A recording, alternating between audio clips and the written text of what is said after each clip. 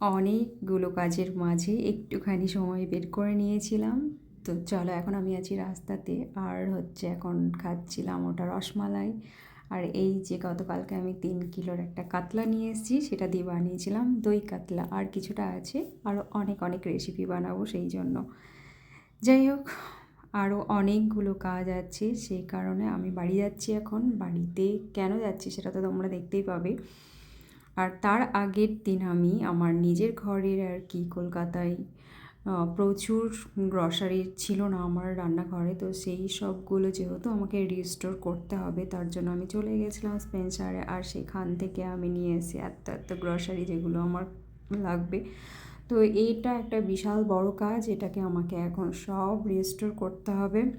সমস্ত কাজ কমপ্লিট করার পর আমি বেরিয়ে পড়েছি বাড়ির উদ্দেশ্যে। তো এটা একটা দেখতে পাচ্ছ যে পেট্রোল পাম্পের রেস্টুরেন্ট, এখানে দাঁড়িয়েছি শুধুমাত্র চা খাবো বলে। আর এখানে মাঝে মধ্যে ওয়াশরুমও যায়, তো কলকাতা আপ ডাউনের পথে আমি এই রেস্টুরেন্টটাতে দাঁড়াবো, বিকজ এখানকার চাটা আমাদেরকে খেতেই হবে। এই যে দেখছো এখন মার রান্নাঘরটা একদম খালি অবস্থায় পড়ে আছে, এখানে উইন্ডোগুলোও লাগানো ছিল না তখন। আর আজকে আমি বাড়ি এসে রান্নাঘরটাকে এবার সুন্দর করে সাজিয়ে দেবো, যাতে মার রান্নাঘরটা আমার হাতের ছোঁয়ায় একটু সুন্দর হয়।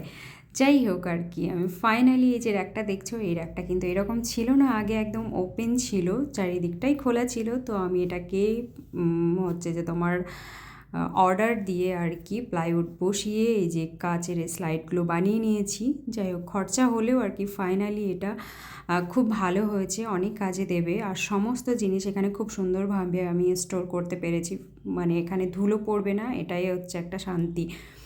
যেহেতু ওখানে রেগুলার আমি থাকবো না, তো ওখানে যেভাবে সাজিয়ে গুছিয়ে রেখে আসবো সেটা যেন সেইভাবেই থাকে, মানে বাড়ি গিয়ে যেন আবার নতুন করে সব কিছু ক্লিন আপ না করতে হয়। তবুও তো কিছু তো করতেই হবে, কিন্তু সবটা ক্লিন করা না সত্যিই সম্ভব হয়ে ওঠে না।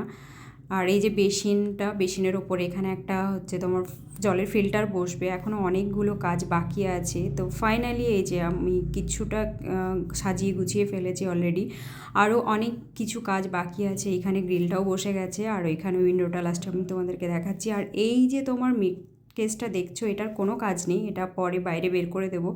আপাতত এটা কোথাও রাখার জায়গা নেই বলে এখানে রেখেছি, বাট এটা আমি রান্নাঘরে রাখবো না। বাট কী করবো, রাখার জায়গা নেই বলে রাখতে হয়েছে, দেখতে একদমই বাজে লাগছে, কিন্তু কিছু করার নেই। এখন কিছু দিনের জন্য, 1-2 মাসের জন্য হলেও এটা থাকবে। আরও ফাইনালি যে কাজগুলো আছে, যেমন তোমার জলের কাজটা হয়নি, এখানে ট্যাপ বসবে তারপরেই ফিল্টারটা বসবে। তো এরকম বিশেষ বিশেষ কিছু কাজ আছে, যেমন ইলেকট্রিসিটির কাজটাও হয়নি নতুন ঘরে, তো এই কাজগুলো এখনও করাতে হবে। ইলেকট্রিসিটির কাজ হবে তখনই ওখানে অ্যাডজাস্ট ফ্যানটা বসানো যাবে।